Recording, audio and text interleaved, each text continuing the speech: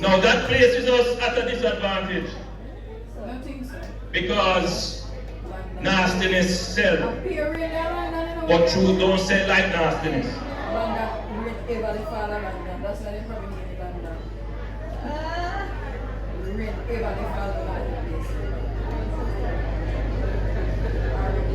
You know, I could go on and give you examples of the nastiness that PNP associated people do and put up every day, and how weak-minded people who don't read believe.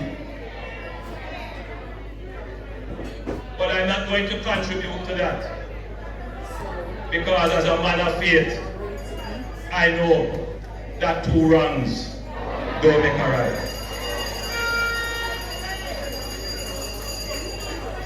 Now, our party is at a point in its government, after 8 years, almost 9 years, where the burden of government can get very heavy. Sometimes, you know, some of the things that we achieve, I don't even remember them. Is when a minister might say, but Prime Minister, you don't remember this. Because there's just so much happening that. So what it does, it affects sometimes the message delivery and reminding people about what we have achieved. And sometimes we forget to remind people of what the PNP did in their 18 and a half years plus their 4 years that they had recently, because somehow them talk as if they are lily white and clean, and as if they are starting fresh and new, and that their history is not a part of their DNA. And it struck me as I sat in the car park in my car watching the young people here who joined the Labour Party. Some of them are 18 and 19 and 20. Many of them would not know the history, the dark history of the PNP in this country, how they destroyed this country.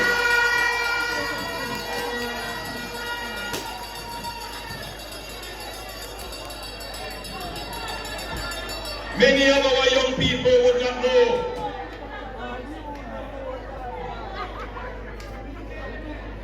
And so as I give the directive to our media and communication, that whenever we speak, we must not speak of our achievements in a vacuum. We must speak of our achievements in comparison to what the PNP did. Because as we battle for the minds, we must be able to accurately show how we have progressed and how they have destroyed the country.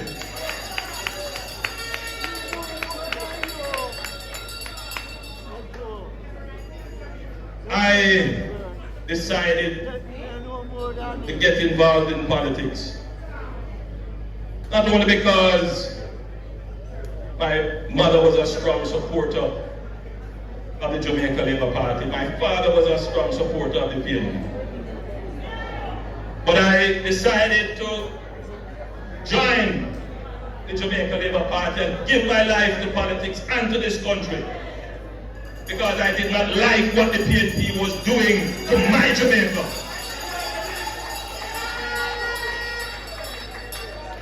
I did not like PNPism and how it infected every institution of the country with a kind of thinking that is backward and destructive. PNPism. And so I decided to put myself to the people. And I have never backed away from the scrutiny of the people. I am the most scrutinized leader of this country ever.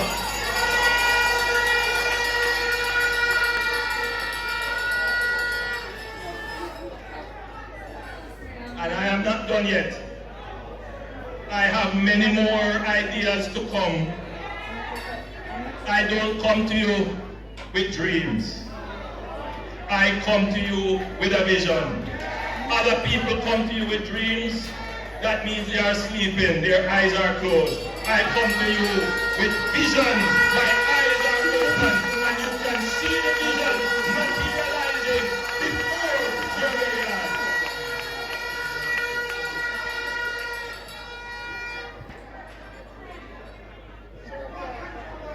So I want my nervous laborites to appreciate that you are part of an intelligent party, and we do our empirical checks. We go and we do our studies, and we don't use that to try and influence perception. I don't generally speak on this, but I found it very interesting that someone from the belly of that other organization, well, maybe not from the belly, but associated with them, was able to speak on how that organization used polls to shape public opinion so that the weak-minded, the person who genuinely don't know, and those who are inclined to believe that nonsense, believe it. Because of how they use polls. Now mind you, it's not me say so. Go on YouTube and see the explanation as to how they use poll to manipulate people's views and perspective to get their own way. We do not do that. We don't do that. So, I'm in this hall, Portmore Art Academy. This is part of the vision of the Most Honorable Edward Philip George Seaga.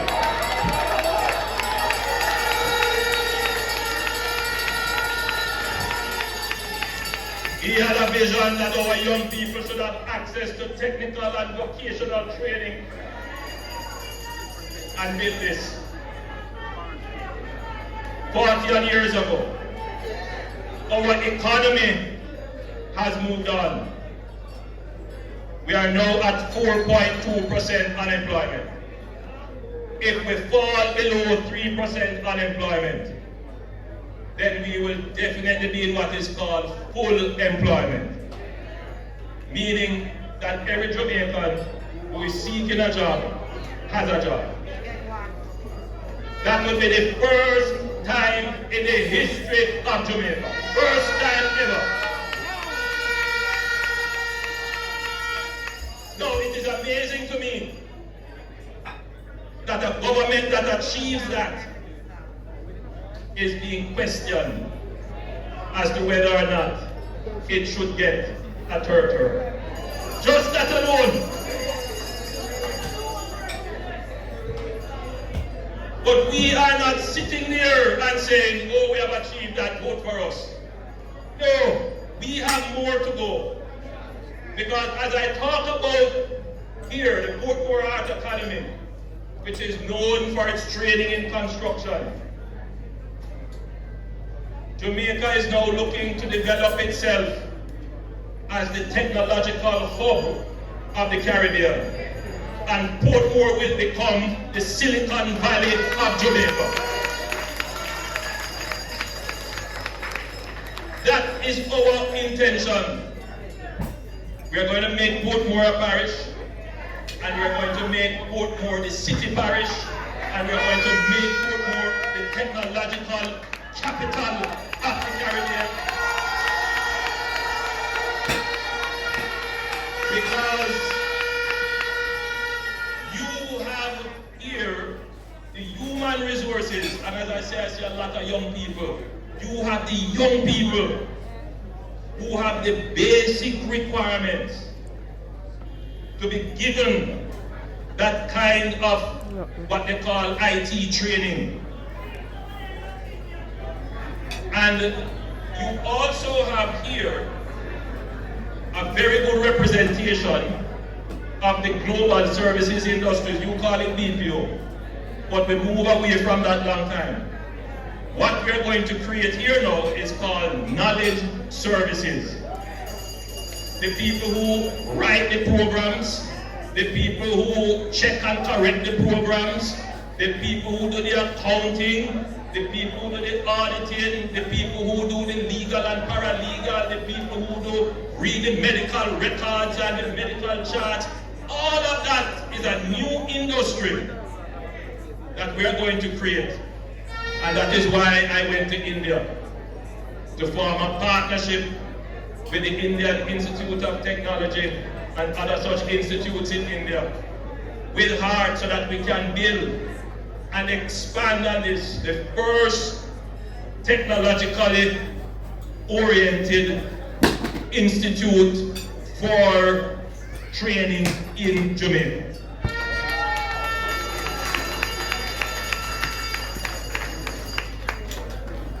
So we have big plans for Portmore. So when I say we're going to make Portmore a parish, it's not just because it looks good politically, because this area will need to be administered differently. This area will need its own form of government. There are some other things that we are doing. You may not see them yet, but they have started. How many of you know about Grange Lane? Grange Lane has started. Grange Lane is a multi, I'm going to give you the full figures on that. Grange Lane is $925 million. And that has started. I'm going to take a look at it shortly. We're going to do Britain to part of Hellshire. That is from Nago's Head to the part of Hellshire leading to Greater Portmore. That will start either late this year or early next year. And that is for $2.4 billion.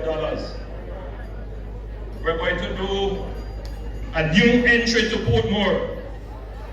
That is from Mandela, winding Municipal Boulevard leading to Grange Lane. That is going through the investment assessment process. So Portmore will have its own dedicated entry. So that is going to really now expand Portmore. Not to mention the work that we are doing in Bernard Lodge. We're going to have in that area about 15,000 new houses when it is finished. Already about 3,000 houses have already started to be built there, and more to come, and it's going to move very rapidly. And the Factories Corporation has planned a massive tech park for Nago's Head. So when you put the whole thing together, new roads to manage the traffic, 15,000 new houses for people to live, only for young people who just graduate, go and get them the house there, plus the tech park, a massive tech park for the people that we train to do the IT. Yes, Portmore going to become Little Miami when we're done.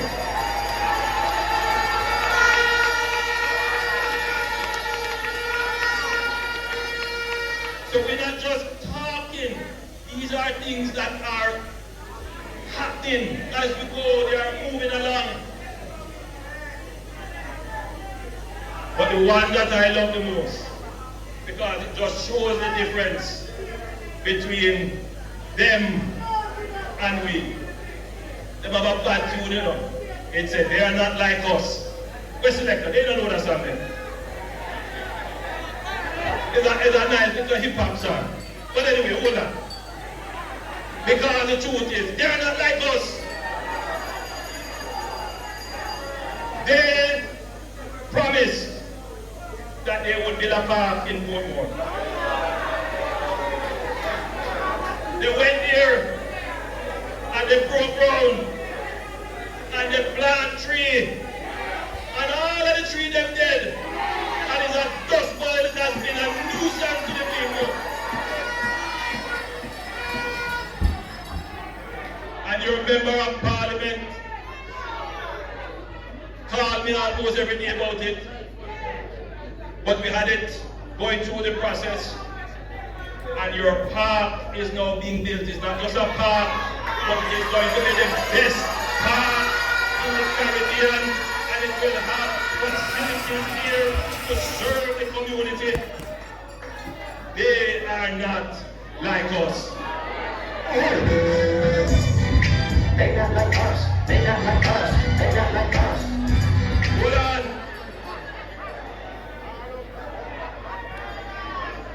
So, I tell you, you have to be here to feel the energy in this room. You have to be here. Portmore is special to me. And we're going to do right by Portmore. We will make Portmore a parish, and we will fulfill all the commitments of roads, of the waterworks, not just for potable water, but for your sewage. Because we're going to work very hard to ensure that the Spark program starts before the year is over. I don't know if you heard, but we started out at 40 billion for the Spark program. But I came here a few months ago, and the residents said to me, there are plans that are not working, means that are broken, and we went back and we said, if we're going to do the Spark program, it can't just be road. We have to do water and sewage. So we have added $5 billion to the $40 billion. So it is water, road, and sewage. So all the complaints that I know are still here in Portmore, they will be addressed. Little by little, we are addressing the pain points. Minister Vaz told you about the increase in the number of buses. Perennial complaint. We're going to bring in another 100 buses early next year. The bulk of it is going to be in Portmore.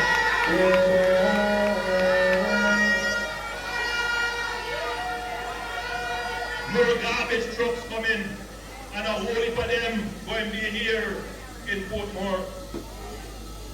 So, a lot of things happening for the people of Portmore. You deserve to be a parish. You deserve your prosperity. You deserve your development. And by God and the support of you, we will fulfill your dreams and aspirations. God bless you. I love you. I live my family.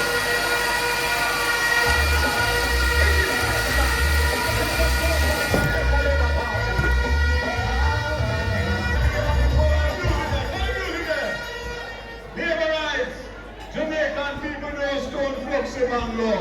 Never! And Holness, every time, all the time. Show! Yeah, for the Prime Minister and Party Leader, Dr. Holness. They are not like us, and they will never be like us, because we have a visionary who is the leader of the Jamaica Labour Party and the Prime Minister of Jamaica Land We Love. Time for the party anthem.